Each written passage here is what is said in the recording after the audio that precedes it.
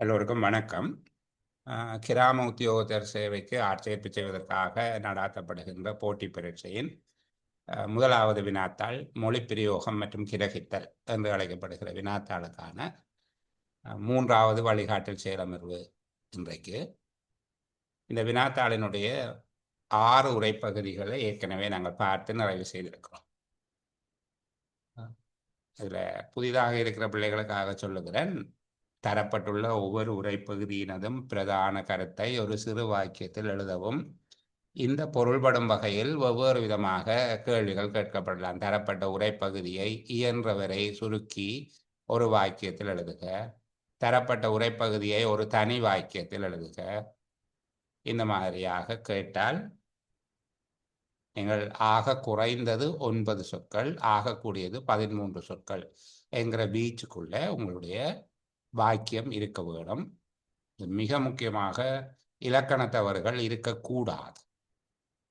எழுவாய் பன்மையில இருந்தால் பயனிலையும் பன்மையில இருக்க வேணும்.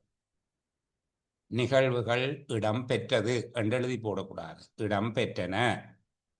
இந்த மாதிரியாக எழுவாய் பயனில் அந்த இலக்கணத்தையும் சரியாக பார்ப்பார்கள். எழுதுகிற போது சுருக்கத்துக்கு ஒவ்வாத பண்புகள் அதுக்கு வரக்கூடாது. அடைமொழிகள், விவரித்தல்கள், அந்த மாதிரியான விடயங்களும் அதில் வரக்கூடாது. ஏற்கனவே நாங்கள் 6 உரைப்பகுதியை இந்த விதமாக பயிற்சி செய்திருக்கிறோம். இன்றைக்கு 7வது உரைப்பகுதி. நாங்கள் ஏற்கனவே கதைச்ச பிள்ளைகளுக்கு தெரியும், வெறுமனே இந்த சுருக்கத்தை எழுதுவது மட்டும் எங்களுடைய செயலமர்வின் நோக்கமாக இருக்காது. வேறு விதமான கேள்விகளையும் இந்த உரைப்பகுதிகளுக்கூடாக நாங்கள் பயிற்சி செய்வதுண்டு. இது ஒரு பகுப்பாய்வு ரீதியான கற்கையாக இருக்கும். வெறுமனே ஒரு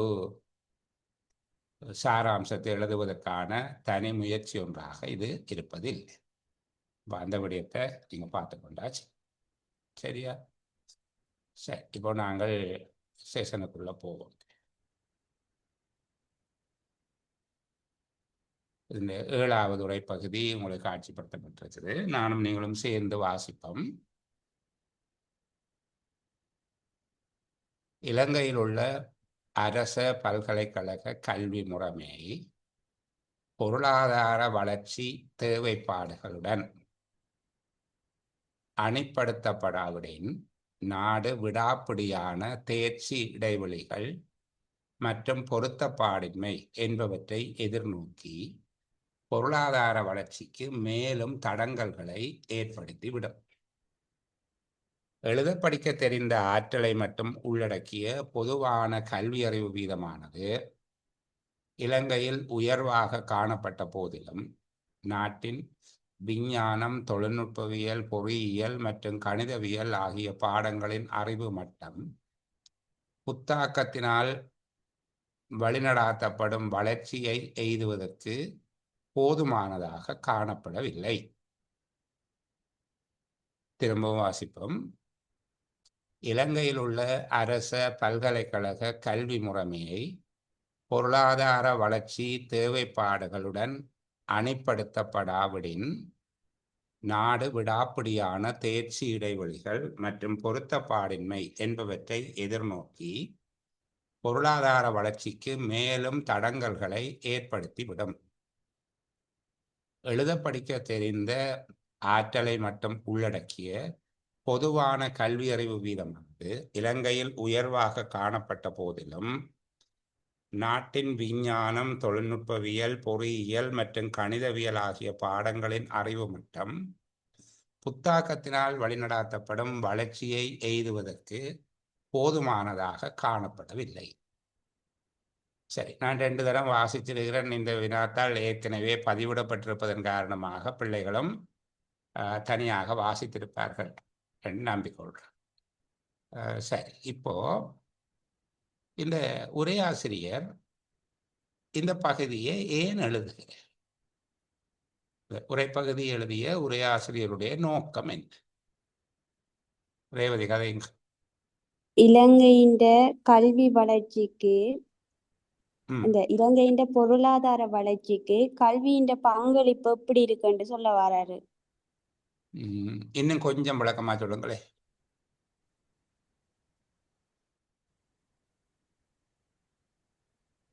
சரி. கல்வி முறைமை வந்து கல்வி முறைமை தியரி வைஸா இல்லாம ப்ராக்டிக்கல் நாலேஜாகவும் இருக்கணும். அந்த மெத்தட்ஸ் அந்த மாதிரி சொல்றாங்க சார்.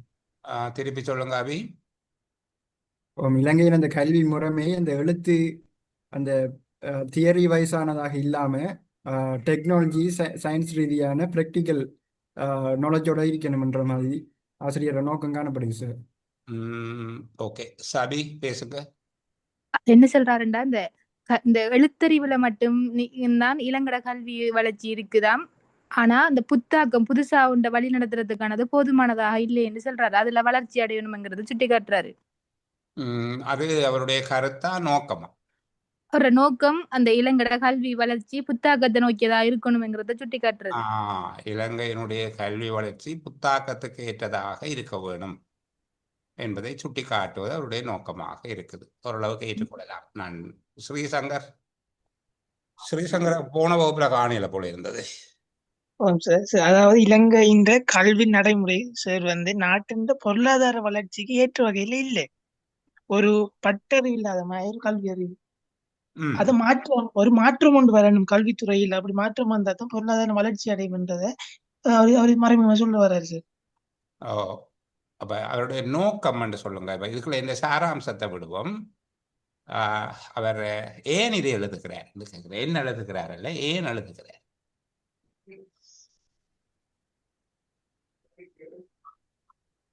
ஏற்கனவே ரேவதி சொன்னதுதான், மற்றாக்களும் அதை மாற்றி மாற்றி சொல்லி இருக்கிறீங்க. பரவாயில்ல, ஒரு தடவை சமரைஸ் பண்ணி விடுங்களேன். கடைசியா யார் பேச போறது? பெரும்பாலானாக்கள் சரியாக அடையாளப்படுத்தி இருக்கிறீங்க. கொஞ்சம் துல்லியத்தன்மை போதாது. தவிர தர்மி பேசுங்க. இலங்கை அரச பல்கலைக்கழக கல்வி முறையில் மாற்றத்தை கொண்டு வரணும் என்றுதான் அவர நோக்கம். பல்கலைக்கழக கல்வி முறையில் ஏற்பட வேண்டிய மாற்றம் சொல்லுவது அவருடைய நோக்கமாக இருக்கிறது. அல்லது இன்னொரு விதமாக சொன்னா, பல்கலைக்கழக கல்வி முறையின் குறைபாட்டினை விவரிப்பதாகவும் நாங்கள் எடுத்துக்கொள்ளலாமே. உண்மையில் அவர் குறைபாட்டை சொல்லுவது மட்டுமல்ல, செய்யப்பட வேண்டிய சீர்திருத்தங்களையும் சொல்லுவதனால நாங்கள் அவர் விரும்புகிற மாற்றத்தை, பல்கலைக்கழக கல்வி முறைமையில் ஏற்படுத்தப்பட வேண்டிய மாற்றத்தை கூறுவது அவருடைய நோக்கமாக இருக்கு. அவர் என்ன மாற்றத்தை கொண்டு வர வேணும் என்று சொல்லுது? தொழில்நுட்ப ரீதியான மாற்றங்கள், தொழில்நுட்பவியல் ரீதியா அந்த அறிவு சார்ந்த மாற்றங்கள். விலங்குகளுக்கு ஏதாவது திருப்பி சொல்லுங்க. தொழில்நுட்பவியல் சம்பந்தமான அறிவியல் சம்பந்தமான மாற்றங்களை அதுல கொண்டு வரணும். ஏன் அந்த மாற்றம் கொண்டு வர வேணும்னு சொல்றேன்? அப்படி இருந்தா தான் அது நம்மளோட பொருளாதார வளர்ச்சிக்கு உதவும். வெறும் எழுத்தறிவு மட்டும் நமக்கு உதவாது. இதோட சேர்ந்ததா அது இருந்தா தான் நம்மளோட பொருளாதார வளர்ச்சி ஒரு ஏற்றம் அமையும்ன்றது ஒரு கருத்து. சரி, இப்ப இங்க பாத்தீங்கன்னா பிள்ளைகள், இந்த உரைப்பகுதியை நான் கொஞ்சம் விளங்கப்படுத்துகிறேன். இதுக்கு முன்னுக்கு இருக்கக்கூடிய சில விடயங்களை உங்களோட பேசுகிறேன். இலங்கையினுடைய கல்வி முறைமை என்கிறது அல்லது இலங்கையில சிறந்த கல்வி காணப்படுகிறது என்பது எப்படி அளவிடப்படுகிறது? இலங்கையில எத்தனை பேருக்கு தாய்மொழியில எழுத வாசிக்க தெரியும்? எத்தனை பேருக்கு தாய்மொழியில எழுத வாசிக்க தெரியும்? 100ல் எத்தனை பேர், அதாவது வயது வந்தார்கள், குழந்தைகளை சேர்க்கிறீங்கள, வயது வந்தார்களுக்குள்ள எத்தனை பேருக்கு எழுத வாசிக்க தெரியும் என்று சொல்லி அதில் இலங்கை உயர்வாக இருக்கு. ஆனால் இலங்கையினுடைய கல்வி எதற்கு பொருத்தமாக இல்லை?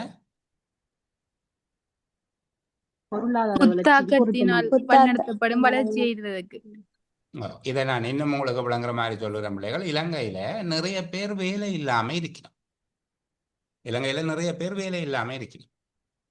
மறுவளமாக நிறைய வேலைகளுக்கு ஆட்கள் இல்லாம இருக்கணும். நான் சொல்ற விளங்குறார். நிறைய பேர் வேலை இல்லாம இருக்கணும், நிறைய வேலைகளுக்கு ஆட்கள் இல்லாமல் இருக்கிறது. இது என்ன காரணம் என்று விளங்குதா சொல்றது? ஓம் சார், தொழில்நோக்க கல்வி இல்லை.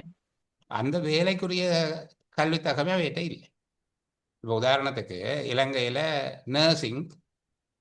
நர்சிங்குக்கு ஆக்கள் எடுக்கிறதுக்கு ஆக்கள் குறை இல்லை, சரிதானே? ஆனால் நிறைய பிள்ளைகள் கலை வர்த்தகம் போன்ற பாடங்களை படிச்சுட்டு வேலை இல்லாமல் இருக்கிறாங்க. இப்போ நாங்கள் எல்லாம் நிறைய பேர் போட்டி பரீட்சைக்கு படிக்கிறோம். அப்போ இது மாதிரி தான் அவர் சொல்லுகிறார். இலங்கையினுடைய பல்கலைக்கழக கல்வியில் நிறைய பேர் பல்கலைக்கழக கல்வியை படிக்கணும், ஆனால் பொருளாதார வளர்ச்சிக்கு தேவைப்படுகிற திறன்கள் இருக்குதானே, ஸ்கில்ஸ், அவர் சில இடங்களை சொல்லி காட்டுகிறார். அதில் பார்த்தீங்கன்னா விஞ்ஞானம், தொழில்நுட்பம், பொறியியல், கணிதவியல் போன்ற துறைகளில் ஆட்கள் இல்லையா? இப்போ பல்கலைக்கழக கல்வி எவ்வாறு மாற்றப்பட வேண்டும் என்று சொல்லுகிறார்? பொருளாதார வளர்ச்சிக்கு வேண்டிய திறன், விஞ்ஞானம், தொழில்நுட்பம், பொறியியல், கணிதம் ஆகிய பாடங்களில் புத்தாக்கம். அவர் மேலே சொல்லுகிறார் பாருங்க, பொருளாதார வளர்ச்சிக்கு தேவைப்படுகின்ற திறன்கள் கொண்டதாக அது அணிப்படுத்தப்பட வேண்டும் என்று சொல்லுகிறார். உண்மையிலே இவர் சொல்ல வந்த கருத்து இந்த அளவோட முடிஞ்சு, சரிதானே? இந்த பகுதியோட முடிஞ்சு. அவர் சொல்ல வந்த கருத்து இந்த பகுதியில முடியுது. இந்த நான் கோடு போட்டிருக்கிற இடம் இருக்குதானே, அந்த பகுதியில பாருங்க.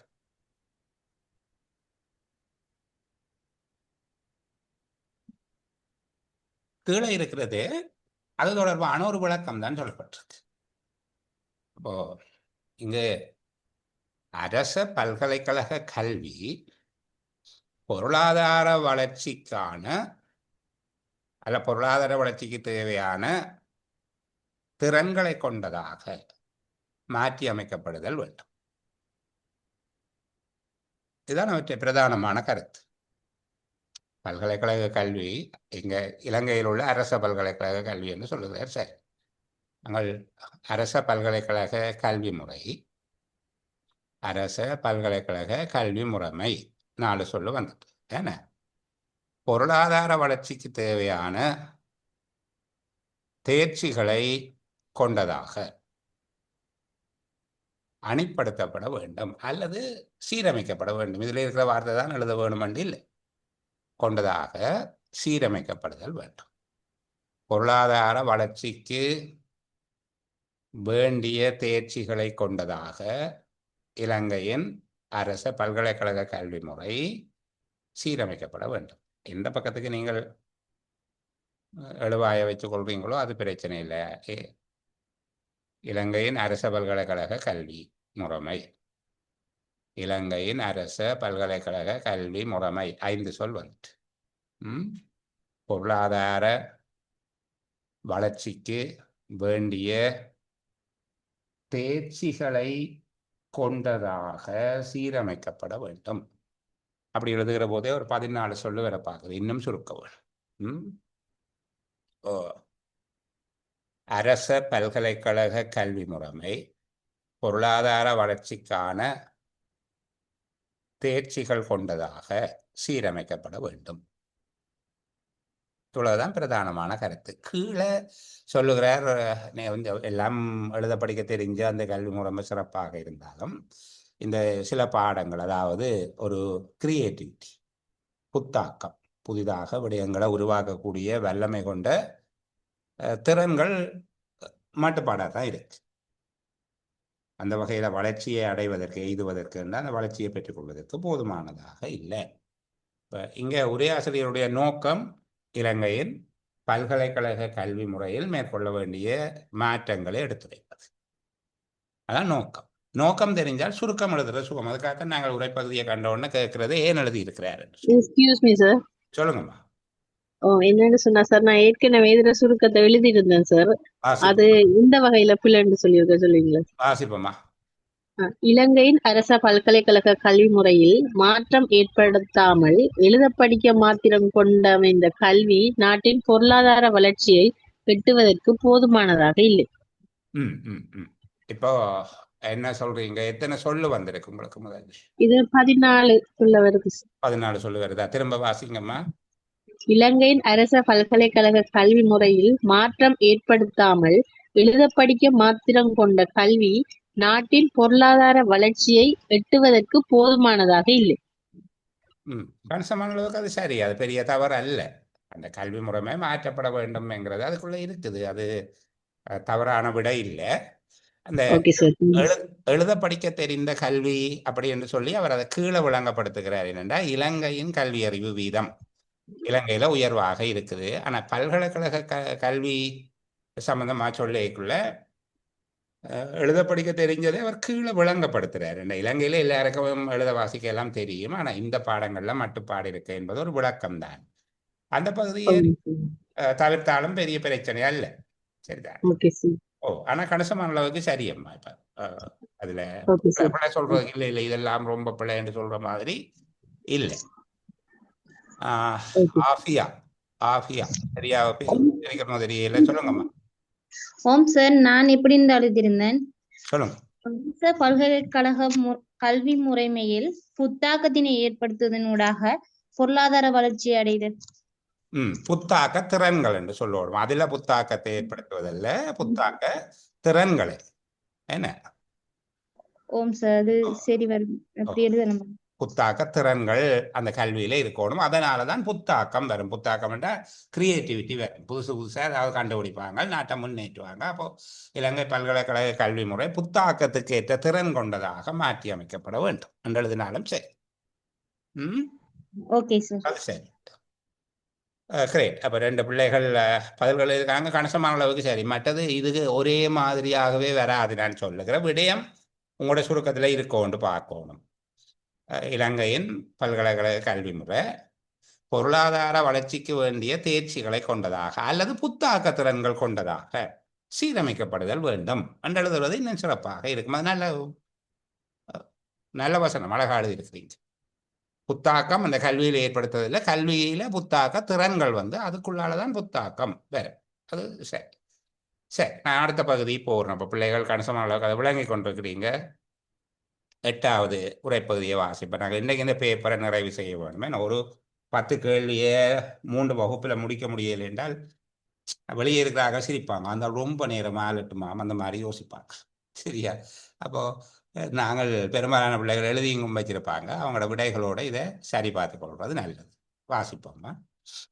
மரபு ரீதியான விற்பனைகளில் தங்கியிருந்த பல வணிகர்கள் இணையவழி விற்பனை தளங்களை தேர்ந்தெடுத்தனர். அதேவேளை வாடிக்கையாளர்களும் இணையவழி கொள்வனவுகளை நாடி விரைவாக நகர்ந்தனர்.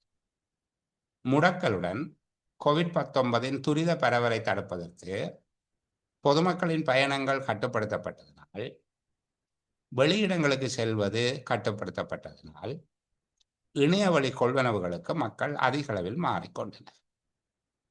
மேலும் நோய் தொற்று பரவல் அச்சத்தினை கருத்தில் கொண்டு பௌதீக ரீதியாக பணத்தை பயன்படுத்தலில் குறைப்பொன்று காணப்பட்டதுடன் ஊக்கமிழந்திருந்ததுடன் இதன் காரணமாக இணையவழி கொடுக்கல் வாங்கல்களை நோக்கி நகரும் தன்மையும் காணப்பட்டது.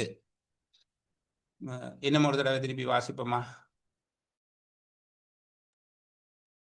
மரபு ரீதியான விற்பனைகளில் தங்கியிருந்த பல வணிகர்கள் இணையவழி விற்பனை தளங்களை தேர்ந்தெடுத்தனர்.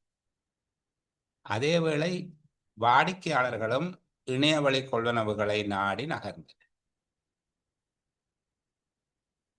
முடக்கலுடன் COVID-19 துரித பரவலை தடுப்பதற்கு பொதுமக்களின் பயணங்கள் கட்டுப்படுத்தப்பட்டதனால், வெளியிடங்களுக்கு செல்வது கட்டுப்படுத்தப்பட்டதனால் இணையவழி கொள்வனவுகளுக்கு மக்கள் அதிக அளவில் மாறிக்கொண்டனர். மேலும் நோய் தொற்று பரவல் அச்சத்தினை கருத்தில் கொண்டு பௌதீக ரீதியாக பணத்தை பயன்படுத்தலில் குறைப்பொன்று காணப்பட்டதுடன் ஊக்கமிழந்திருந்ததுடன் இதன் காரணமாக இணையவழி கொடுக்கல் வாங்கல்களை நோக்கி நகரும் தன்மையும் காணப்பட்டது. சரி, இங்க உரையாசிரியர் அடையாளப்படுத்த விரும்புகிற விவரமே ஏற்கனவே வளர்ச்சி காணப்பட்ட இணையவழி கொடுக்கல் வாங்கல் இந்த COVID-19க்கு பிறகு இன்னும் அது வளர்ச்சி அடைந்திருக்கு. திருப்பி சொல்லுங்க. போ வளர்ச்சி காணப்பட்ட இணையவழி கொடுக்கல் வாங்கல் இணையவழி விற்பனை முறை COVID-19க்கு வலிச்சேர்த்தது. சொல்லுங்க தர்மி, சொல்லுங்க பாப்பா. சாரி, COVID-19 கட்டுப்பாட்டு நிலைமை காரணமாக வணிகர்கள் வாடிக்கையாளர்கள் கொடுக்கல் வாங்க முறை இணையதளத்துக்கு ஈடுபடுத்த செய்துட்டு என்று சொல்ல வர. அது அவர் சொல்லுகிற பிரதானமான கருத்து. அப்படியா? ஆமா ரேவதி. அதாவது COVID-19 ஏற்பட்ட விளைவு இணையதள கொடுக்கல் வாங்கல்களை ஏற்படுத்திட்டு. சரி, சுபேர்சன் சொல்லுங்க. உரையாசிரியர் இந்த பந்தியை ஏன் எழுதினவர் என்று சொல்லுங்க. ஆமாம் சார். என்னென்னு சொன்னா இணையவழி கொடுக்கல் வாங்கல் வளர்ச்சிக்கு COVID-19 தொற்றும் ஒரு காரணமாக அமைந்து விட்டது என்று மைய கருத்தை சொல்லலாமா? அதாவது கோவிட்-19 தொற்றினால இணையவழி பரிமாற்றங்களில் ஏற்படுத்தப்பட்ட ஒரு தூண்டலை காட்டுவது அவருடைய நோக்கமாக இருக்கு. நல்லது, நல்ல பதில். எனக்கு தொடர்ந்து பேசுங்க, மைக்கோன்லேயே இருக்கட்டும். இங்கு எத்தனை விடயங்கள்ல மாற்றம் ஏற்பட்டதுன்னு சொல்றேன். கொடுக்கல் வாங்கல்ல மாற்றம் ஏற்பட்டிருக்கு சார். மற்றது பணத்தை பயன்படுத்துறதை விட்டு இணைய வழியிலேயே மக்கள் கொடுக்கல் வாங்கலை இலகுப்படுத்தி கொண்டதுல மாற்றங்களை வழிகாட்டி இருக்கிறதுல. அதான் சொன்னீங்க, கொடுக்கல் வாங்கல் உண்டு. கொடுக்கல் வாங்கல்னா பண பரிமாற்றம், அப்படித்தானே? ஆமாம், பணத்தை பயன்படுத்துறத குறைச்சிருக்கிறாங்க. அதான் இணைய வழி பண பரிமாற்றம், ஆன்லைன் டிரான்சாக்ஷன். ஓகே, அது உண்டு. மற்ற வேற என்ன சொல்லியிருக்காருங்க? வேற என்ன மாற்றம் நிகழ்ந்திருக்குது?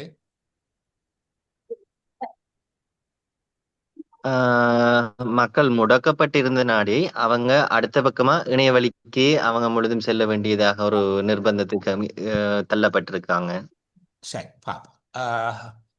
எனக்கு இதுல மையோன்ஸ் ஐபோன் இருக்குது. உங்களுடைய பேர் சொல்ல தெரியல. இனி வரைக்கும் உங்களோட பேர்ல வாங்க, அப்ப கூப்பிட சொல்லுங்க.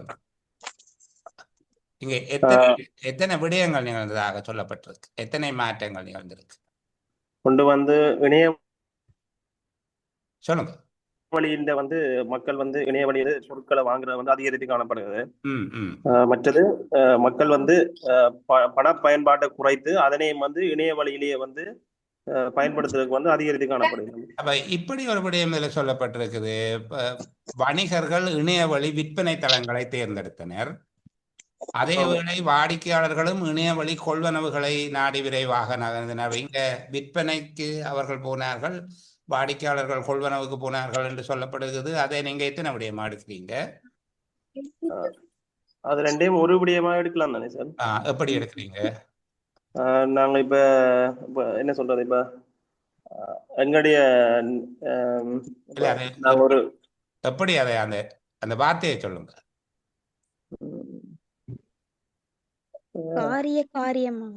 இல்ல நான் கேட்டா அந்த வார்த்தை சொல்லுங்க. இணையவழி விற்பனை தளங்களை வணிகர்கள் தேர்ந்தெடுக்கிறார்கள். இணையவழி விற்பனை தளம் என்ன உங்களுக்கு தெரியும் தானே? ஆன்லைன்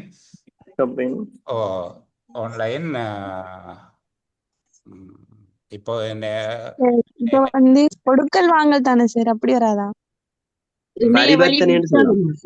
இணைய வழி வர்த்தகம் இல்ல. இப்ப நீங்க இந்த டெராஸ் அந்த மாதிரி எல்லாம் இருக்கு, அதைத்தான் சொல்றாங்க. இணையவழி விற்பனை தளங்களை அவர்கள் நாடினார்கள். வாடிக்கையாளர்களும் இணையவழி கொள்வனவுகளை நாடி விரைவாக நகர்ந்தார்கள். அது ரெண்டு விஷயத்தையும் சொல்றாரு. ஒரே விஷயமா நான் சொல்லுவேன் என்று நான் அதை என்ன வார்த்தையை பயன்படுத்த போறீங்கன்னு தான் கேட்கிறேன். சொல்லுங்க.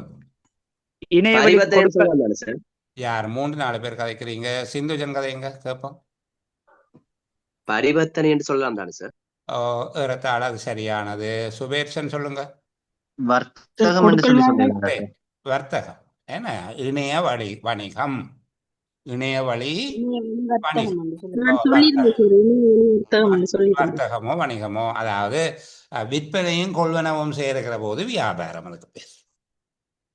சரிதானே?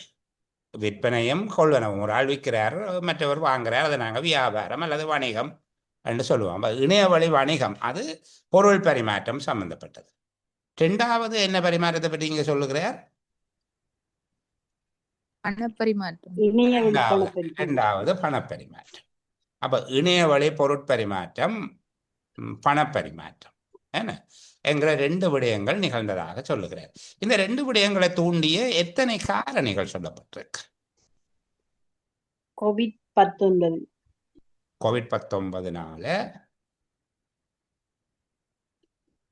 பயணங்கள் கட்டுப்படுத்தப்பட்டதனால் முடக்கம், பயணங்கள் கட்டுப்படுத்தப்பட்டது. அது எல்லாத்தையும் சேர்த்து அப்படி ஒன்றாக ஒரு வார்த்தையில சொல்லலாமா? ஒரே விஷயமா சொல்லலாமா ரேவதி?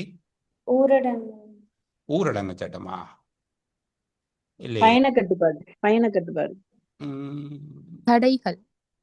சரி, பொதுவாக நாங்கள் என்னமோ என்ன இந்த என்னது நோய் பரவலை தடுப்பு நோய் தொற்று ஒரு தொற்று கட்டுப்பாடுகள் அல்லது தொற்று தடுப்பு நடவடிக்கைகள் என்று சொல்லி அதை சொல்லலாம். அது மட்டும்தான் சொல்லப்பட்டிருக்கா இங்க? இல்ல, மக்களும் விரைவா அந்த இணைய வழியை நாடுறாங்கன்னு சொல்லியிருக்கீங்க. ஓ, அதான் அவர்கள் நாடியது போகையிலாமல் இருந்தபடியே தானே பயணங்கள் கட்டுப்படுத்தப்பட்டது, வெளியிடங்களுக்கு செல்வது கட்டுப்படுத்தப்பட்டது.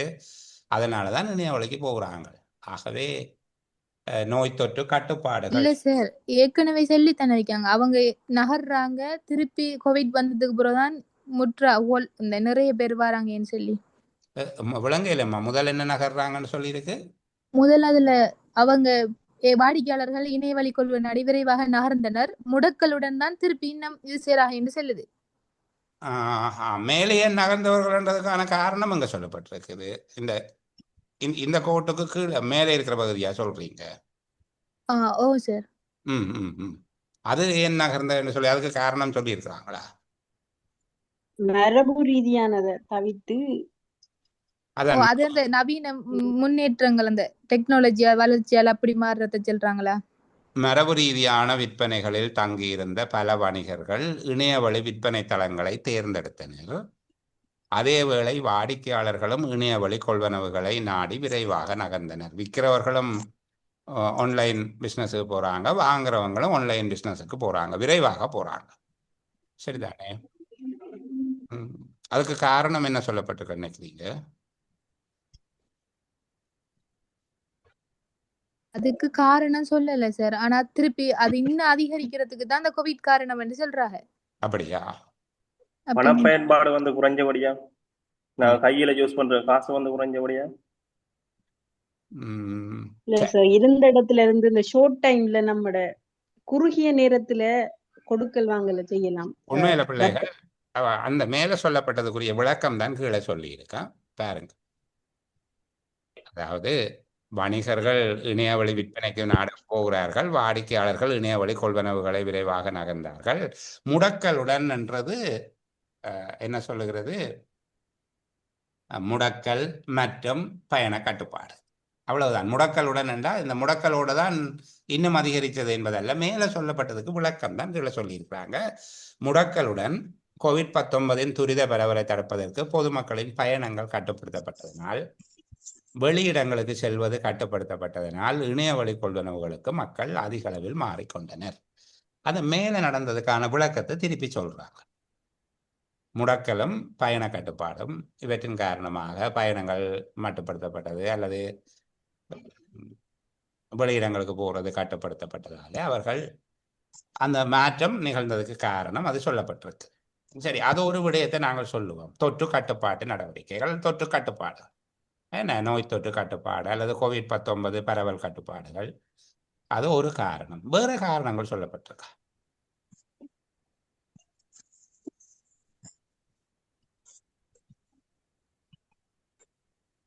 வேற ஏதாவது காரணம் சொல்லப்பட்டிருக்கா பிள்ளைகள்? கட்டுப்பாடுகள் தவிர்ந்த வேற காரணங்கள் சொல்லப்பட்டிருக்கா? அதாவது பௌதிக ரீதியாக பணத்தை பயன்படுத்தலில் குறைப்பொண்டு காணப்பட்டது. அது பௌதிக ரீதியாக பணத்தை பயன்படுத்துவதில் குறைவு காணப்பட்டது என்பதுதான் இணையவழி கொடுக்கல் வாங்கல் அதிகரித்தது அல்லது இணையவழி பண பரிமாற்றம் அதிகரித்தது. ஒரே விடயம் தான் அவர் திருப்பி விளங்கப்படுத்துகிறார். இந்த உரைப்பகுதியில் பார்த்தீங்கன்னா ஒரு சரியான மொழிநடையும் இல்லை. பயணங்கள் கட்டுப்படுத்தப்பட்டதனால், வெளியிடங்களுக்கு செல்வது கட்டுப்படுத்தப்பட்டதனால் என்று சொல்லி ஒரு ஒழுங்கான அடுக்கு கூட இல்லை இதுக்குள்ளே. ஆனால் இப்படியும் ஒரு அறிக்கை வரலாம். நாங்கள் சொல்ற மாதிரி தான் எழுதுவாங்கன்னு சொல்லி இல்லைத்தானே. வேற ஏதாவது காரணம் இருக்கா நான் கேட்கறது? தொற்று கட்டுப்பாடுகள் வேறு. ரெண்டாவது ஒரு காரணம் சொல்லப்பட்டிருக்கு. கஜேந்திரன் சொல்ல போறீங்களா? ஓம் சார், இருந்த இடத்துல இருந்தே பொருளையும் வாங்குறதும் விற்கிறதும் என்ற அந்த கான்செப்ட் சொல்றது தெரியலன்னு சார். எங்க இருக்குது அங்க? என்ன இப்ப பௌதிக ரீதியா இல்லைண்டா இப்ப நேரடியா கொடுக்கல் வாங்கல் இல்லாம மறைமுகமா வேற ஒரு இடத்துல இவங்களும் இன்னொரு இடத்துல அவங்களும் இருக்கிறதால பௌதிக ரீதியாக பிசிக்கலா கையில காசை தொட்டு அப்படி வாங்க சொல்லப்பட்டிருக்க பிள்ளைகள். தொற்று அச்சம். விளங்குதா? ரெண்டாவது காரணம் தொற்று அச்சம், நோய் தொற்று பரவல் அச்சம். அந்த காலப்பகுதியில் நீங்கள் எல்லாரும் அந்த காலத்தை கடந்து வந்தவர்கள் தானே. வெளியே இருந்து காசு வாங்கினால் அதை அயன் பாக்ஸால் அயன் பண்ணுறது, மஞ்சள் தண்ணியில் கழுவுறது, அதுக்கு ஸ்ப்ரே அடிக்கிறது, இப்படி எல்லாம் கணக்கு செய்தது. அதை குளிக்க வாக்குறது என்ன காசு. அப்போது பௌதிக ரீதியான பணத்தை பயன்படுத்துவதில் குறைப்பு காணப்பட்டு அங்கே ஆன்லைன் டிரான்சாக்ஷன், அதாவது இணையவழி பணப்பரிமாற்றம், இணையவழி வணிகமும் பணப்பரிமாற்றமும் வளர்ச்சி அடைந்தது. இதுதான் உரையாசிரியர் காட்டுகிற முக்கியமான விடயம். ஏன் வளர்ச்சி அடைந்தது? கோவிட்-19 தொற்று கட்டுப்பாடுகள், தொற்று அச்சம், சேர்த்து தொற்றச்சம் என்று ஒரே விதமாக எழுதலாம். தொற்று அச்சம் காரணமாக கோவிட்-19 கட்டுப்பாடுகள்.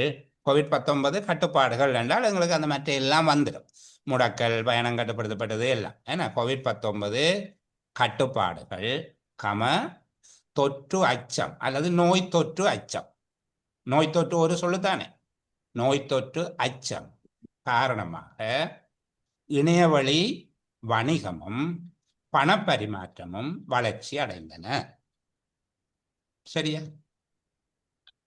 இங்க ரெண்டு விஷயம் வளர்ந்திருக்குது. இணையவழி வணிகம் என்கிறது பொருட்களின் பரிமாற்றம், அடுத்தது ரெண்டாவது பணப்பரிமாற்றம், கொடுக்கல் வாங்கல் என்று சொல்லியிருக்கிறேன்.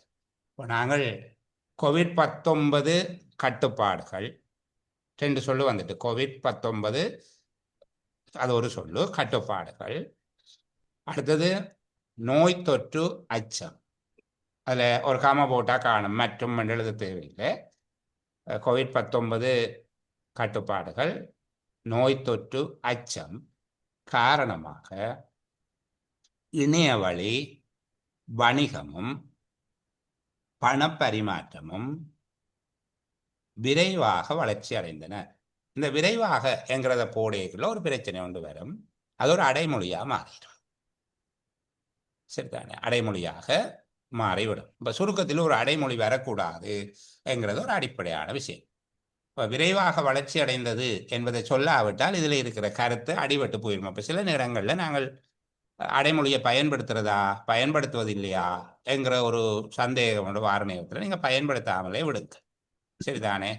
அல்லது பயன்படுத்துவோம், அது ஒரு பெரிய குறையாக இருக்காது. உண்மையில் என்னென்னா, இங்கே இணையவழி தளங்களை தேர்ந்தெடுத்தனர், வாடிக்கையாளர்களும் கொள்வனவுகளை நாடி விரைவாக நகர்ந்தனர் என்று சொல்லியிருக்காங்க. அப்போ கொஞ்சம் வேகம் எடுத்தது என்று சொல்லுகிறதால அப்போது நாங்கள் அதை பயன்படுத்த வேண்டி இருக்கு இந்த இடத்துல. இல்லாவிட்டால் அந்த சாரம் அதின் ஸ்பிரிட் குறையத்தான் தெரியும், அதனுடைய பொருள் முழுமைப்படாது என்பதனால இங்கே அதை பயன்படுத்துவோம். சில பேர் அதை அறுதிட்டு சொல்லுவாங்க, பயன்படுத்தவே வேணாம் அப்படின்னு சொல்லி. அது பொதுவான அடைமொழி. இப்போ வெள்ளை பூனை சூடான பாலை நக்கி நக்கி குடித்தது என்று எழுதக்கூடாது. பூனை பாலை குடித்தது என்று எழுதினா சரி. வெள்ளை பூனை சூடான பாலை நக்கி நக்கி திரும்பி பார்த்து பார்த்து குடித்தது என்று எழுதுறது அவசியம் இல்லை. ஆனால் இந்த இடத்துல விரைவாக வளர்ந்தது என்பது பொருத்தமானதாக இருக்கும் என்பதால் அடைமொழி வரட்டும். சரிதானே? அப்போ கோவிட்-19 கட்டுப்பாடுகள், கமபூர்ரன், நோய் தொற்று அச்சம் காரணமாக இணையவழி வணிகமும் பணப்பரிமாற்றமும் விரைவாக வளர்ச்சி அடைந்தன. ஓகேயா சார்? சொல்லுங்க சார். இணையவழி வர்த்தகத்தின் துரித வளர்ச்சிக்கு கோவிட் தொற்றும் ஒரு காரணமாக அமைந்துள்ளது என்பது இங்கு அவர் விளங்கப்படுத்துகிறேன் என்று சொல்லுகிறதா, பிள்ளையா? இல்லை, பிழை அல்ல. நான் சொல்லுகிறேன் முழுமை இல்லை. என்னென்னால் இணையவழி வணிகம் என்கிறது இங்கே சொல்லப்பட்டது ஒரு பாதி தானே. நாங்கள் பணப்பரிமாற்றத்தை கையை விட்டுட்டோமல்லோ. கோவிட்-19 காரணமாக என்று சொல்லுகிற போது அதுக்குள்ள ரெண்டும் வரும், கட்டுப்பாடும் வரும், அவர்களுக்கான பயம் அச்சமும் வரும். அதை நான் குறை சொல்ல, அது சரி, அது சரி, சரிதானே. இப்போ கோவிட்-19 காரணமாக என்று சொல்லிவிட்டீங்கன்னா கட்டுப்பாடோ பயமோ எல்லாமே அதுக்கு வந்துடும். ஆனால் வணிகம் மட்டும் சொல்லுகிற போது பணப்பரிமாற்றம் தவறுபட்டு போகுது. அப்போ எங்களுக்கான அந்த முழுமையான உள்ளடக்கம் வேற இல்லை, ஒரு பகுதி வழியே போயிட்டு. புரியுதா சொல்றது? ஆமாம். அப்ப அதோட சேர்த்து சரி, இப்ப நான் முடிக்கக்குள்ள காரணமாக பணப்பரிமாற்றம் பணப்பரிமாற்ற நிலை வீழ்ச்சி அடைந்துள்ளதில் சரிவை சந்தித்ததை குறிப்பிடுகின்றார் நோட் பண்ணினா. வசனத்தை முடிச்சு போட்டு திருப்பி எழுதக்கூடாது, ஒரே முற்றும் புள்ளியில பெற வேணும். அந்த நீங்க எழுதின வசனத்தை வாசிங்க திருப்பி. இணைய வர்த்தக துரித வளர்ச்சிக்கு COVID-19 தொற்றும் ஒரு காரணமாக அமைந்துள்ளதுடன், அப்படியே சேர்த்து கொண்டு போகலாம் தானே சார். காரணமாக அமைந்துள்ளதுடன் பணப்பரிமாற்ற முன்னுக்கே அதோட சேருங்கோவன், முன்னுக்கு சொல்றீங்க தானே, அந்த வசனம் தொடங்குறீங்க தானே, என்னது? இணையவழி வணிகத்திற்கும் பணப்பரிமாற்றத்திற்கும், அதுக்குள்ள பணப்பரிமாற்றத்தை சேர்க்கிறது தானே. பணப்பரிமாற்றத்திற்கும் COVID-19 பரவல் காரணமாக அமைந்தது. COVID-19 பரவலும் அல்ல, இங்க வேற காரணம் சொல்லப்படவில்லை. சில பேர் மேல சொல்றாங்க அது மரபு ரீதியான விற்பனைகளில் தங்கியிருந்தவர்கள் இங்க மாறினார்கள் என்று சொல்றதுக்கான விளக்கம் கீழே சொல்லப்பட்டிருக்கு. அதுக்கு வேறு காரணங்கள் இல்லை. அப்ப COVID-19 காரணமாக இருந்ததுன்னு சொல்லக்கூடாது, COVID-19 காரணமாக இருந்தது. சார் சபி ஏதோ கேட்க வாரீங்க, சொல்லுங்க. நான் ஒன்று எழுதிக்கேன், பாக்குறீங்களா சார்? சொல்லுங்க. COVID-19 துரித பரவலை தடுப்பதற்கும் நோய் தொற்று பரவல் அச்சத்தினாலும் பணப்பயன்பாடு குறைந்ததோடு இணையவழி கொடுக்கல் வாங்கல்களை நோக்கி நகரும் தன்மை காணப்பட்டது. என்னண்டா பணப்பரிமாற்றம் குறைஞ்சதுண்டா காசு கொடுக்கல் வாங்கல் குறைஞ்சிட்டு ஒரு பொருளை தந்துடுமா. காசு கொடுக்கல் வாங்கல்ன்ற ஃபார்மேட் தான் மாறினது, காசு கொடுக்கல் வாங்கல் நடந்து கொண்டிருக்குது. அப்போ இப்போ தவறு அல்ல நான் சொல்லுகிறது, இன்னும் கம்ப்ரஸ் பண்ண இயலும். உங்களுக்கு விளங்குது தானே? இன்னும் கம்ப்ரஸ் பண்ண இயலும். மற்ற இங்க பௌதீக ரீதியான கொடுக்கல் வாங்கல்கள் மாறி இணையவழி கொடுக்கல் வாங்கலாக மாறுதே தவிர பண கொடுக்கல் வாங்கல் குறைஞ்சதாகவோ கூடுனதாகவோ இங்க சொல்லல. அந்த பண கொடுக்கல் வாங்கல் தான் பிள்ளை என்ன, இப்ப பௌதீக பண கொடுக்கல் வாங்கல் குறைந்து இணையவழி கொடுக்கல் வாங்கல் அதிகரித்து பெருத்திருமம்மா வசனம் நின்றிடும். அப்போ நாங்கள் அந்த முன் காரணத்தை சொல்லி போட்டு இணையவழி வணிகமும் பணப்பரிமாற்றமும் அதிகரித்தன. இப்ப இங்க ஒன்று நடக்குது, மரபு வழியான வணிகம் வீழ்ச்சி அடையுது, பௌதீக ரீதியான பணப்பரிமாற்றம் வீழ்ச்சி அடைகிறது. இங்க வீழ்ச்சி அடைகிற ரெண்டு விடயங்களை சொல்லுங்க ஒன்று கேள்வி கேட்பார்களாக இருந்தால், மரபு ரீதியான விற்பனைகள் குறைவடையுது, அதே போல பௌதீக ரீதியான பணப்பயன்பாடு குறைவடைகிறது. விளங்குதா சொல்றது? இதுக்குள்ள பந்தி கேள்வி.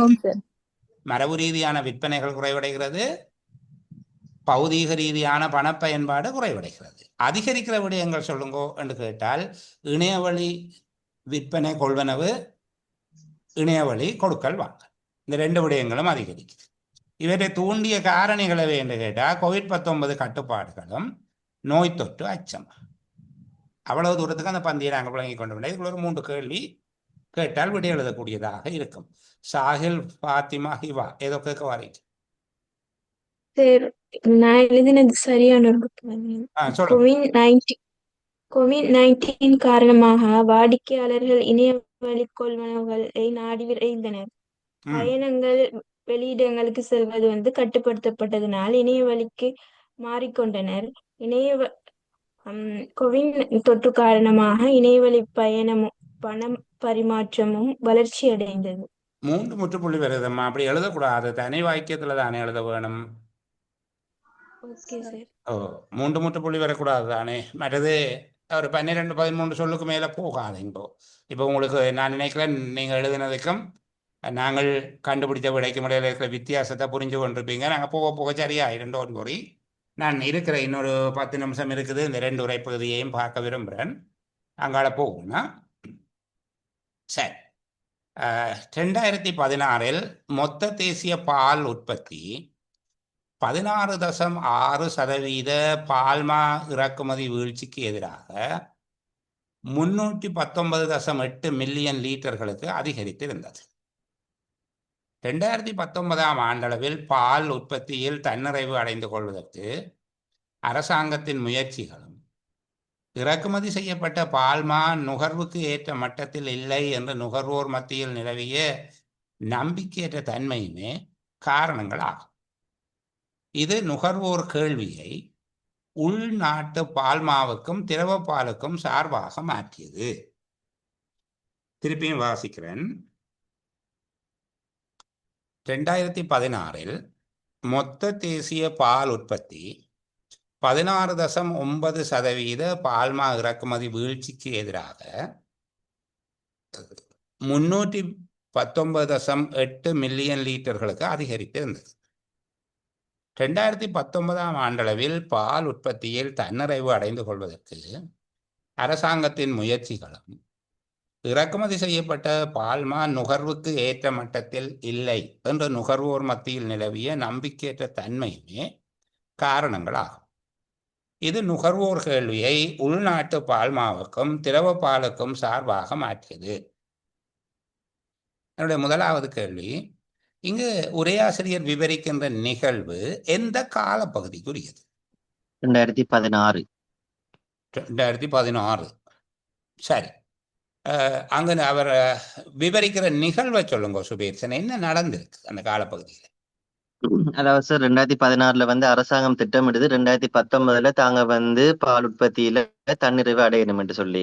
அதே ஆண்டுல எடுத்து பார்த்தோம்னா 16.9% இறக்குமதி செய்யற பால்ட அளவு வந்து வீழ்ச்சியை காட்டுது. அதற்கான காரணம் என்னன்னு சொல்லி பார்த்தோம் என்று சொன்னா, அந்த பால்ட குவாலிட்டி வந்து நுகர்வுக்கு ஏற்ற மட்டத்துல இல்லை என்பது நுகர்வோருக்கு இடையில நிலவிய நம்பிக்கையின் அடிப்படை தான் நல்ல காரணமா இருக்கு. அந்த நுகர்வு வந்து அவங்களுக்கு ஏற்ற சாட்டிக்ஸா இல்லை. சரி, நான் அதே இது வேற விதமாக உங்கள்ட்ட கேட்கிறேன். எனக்கு காரணங்களை தவிர்த்து அங்க நடந்த நிகழ்வு என்னன்னு சொல்லுங்க.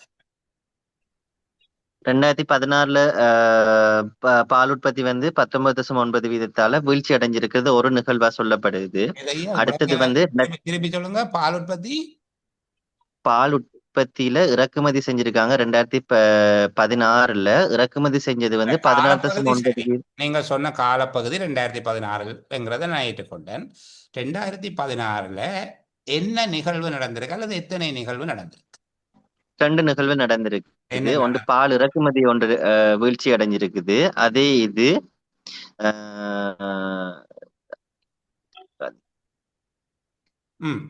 மற்றது வந்து மொத்த தேசிய பால் உற்பத்தி வீழ்ச்சி அடைஞ்சிருக்கு. மற்றது இறக்குமதி வந்து கூடி இருக்குது. பால்மா இறக்குமதி அதிகரிச்சிருக்கா? இல்ல சார், நான் மாத்தி சொல்றேன். 2016 பால் உற்பத்தி 16.9% கூடியும். வெயிட் பண்ணுங்க, நான் கேட்கிறேன்னா. ஓகே சார், என்னன்னு சொன்னா சார், இந்த பந்தியில சார் வந்து முன்னுக்கு கூறப்பட்டதுக்கும் பின்னால போடுற விளக்கத்துக்கும் எதிர்மறையான ஒரு தொடர்பு இருக்கு சார். எதிர்மறையான விளக்கம் இருக்கா? என்ன அந்த எதிர்மறை? 2016 வந்து பால் உற்பத்தி தேசிய பால் உற்பத்தி சதவீத பால்மா இறக்குமதி வீழ்ச்சிக்கு எதிராக இருந்ததான் சார்.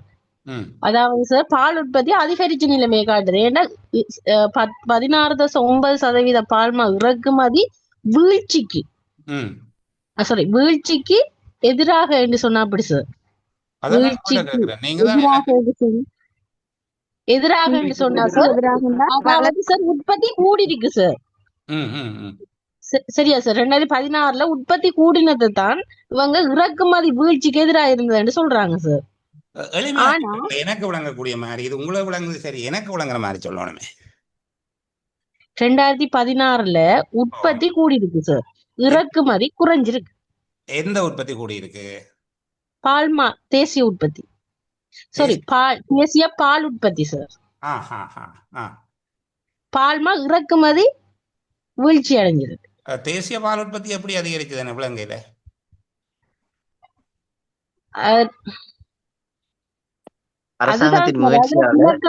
இங்க பின்னால வந்து எதிர்மறையாக சொல்லப்படுது சார். 2019 ஆண்டளவில் பால் உற்பத்தி தன்னிறைவு அடைந்து கொள்வதற்கு அரசாங்கத்தின் முயற்சிகளும் இந்த இறக்குமதி செய்யப்பட்ட பால்மா நுகர்வுக்கு ஏற்ப மட்டத்தில் இல்லை என்று நுகர்வோர் மத்தியில் நிலவிய நம்பிக்கையற்ற தன்மை காரணம் என்று சொல்றாங்க சார். ஆனா அது ரெண்டுக்கும் இடையிலான இந்த ஏற்கனவே சொல்லப்பட்டதுக்கும் இந்த விளக்கத்துக்கும் எதிர்மறையான தன்மை இருக்கு சார். இங்க சார் அந்த தேசிய பால் உற்பத்தி அதிகரிச்சிருக்காம், அந்த வெளிநாட்டுல இருந்து இறக்குறது குறைஞ்சிருக்காம். அவ்வளவுதான் சொல்ற மாதிரி எனக்கு தோணுது. ஆனா அதுல விளக்கம் பிழையா இருக்கு சார். இல்ல, விளக்கம் சரியா தான் இருக்கு. எப்படி இருக்கு சாபி? விளக்கம் என்ன சொல்லுங்க. இந்த சொல்ற மொத்த தேசிய பால் உற்பத்தி 16% பால்மா இறக்குமதி. அப்ப இதோட நிப்பாட்டுறாங்க என்ன நினைக்கிறேன் நான். எப்படி மொத்த தேசிய உற்பத்தின்னு சொல்லிட்டு 16.9% பால்மா இறக்குமதி வீழ்ச்சிக்கு எதிராக அதிகரித்தது. அப்ப இந்த இறக்குமதி வீழ்ச்சி மொத்த தேசிய உற்பத்தி பால்மா ஓகே விபாசனா வெயிட் பண்றீங்க அந்த பிளேட் எங்க சார் இது பால் பால் உற்பத்தி காரணமாக பால்மா இறக்குமதி வீழ்ச்சி அடைந்து இது இது உள்நாட்டு உற்பத்தி பொருட்களான பால்மாவும் திரவ பாலும் விற்பனை அதிகரித்திருக்கு. இதனால பால்மாட நுகர்வு குறைஞ்சிருக்கு. இறக்குமதி செய்யப்பட்ட பால்மாட நுகர்வு. பேசுங்க சார். அந்த அரசாங்கம் 2016 கொள்கை கொண்டு வராங்க, பால்மா உற்பத்தி அதிகரிக்கணும். பால் சார் உள்நாட்டு பால் உற்பத்தி அதிகரிக்கணும், அது 2019 தன்னிறை அடையணும்னு கொள்கை கொண்டு வராங்க.